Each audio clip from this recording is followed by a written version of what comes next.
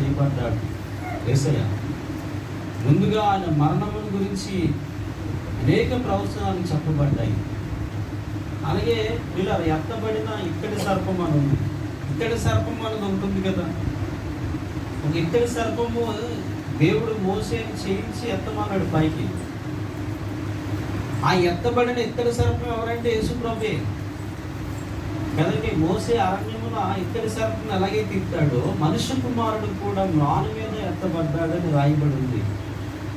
ఇదంతా లేఖనాల ప్రకారంగానే జరిగింది. వీళ్ళారా పాత నిబంధన కాలంలో యేసుక్రీస్తు యొక్క మరణముల గురించి ఎక్కువగా రాసింది మోసే రాశాడు, యెషయా ప్రవక్త రాశాడు, దానియేలు ప్రవక్త రాశాడు.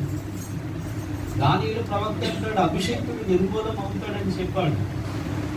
యెషయా ప్రవక్త అయితే అతడు తను తానే అపరాధ పరిహారార్థ బలి చేస్తాడని యెషయా ప్రవక్త చెప్పాడు. మోసే కూడా చెప్తున్నాడు ఆయన మ్రాను మీద వేలాడి తీసి చంపుతారని. ఈ విధంగా యేసు ప్రభువారు లేఖనాల ప్రకారంగా మనకు. Hi everyone, Krupa Karuna Vlogs here. We just hit 1K subscribers.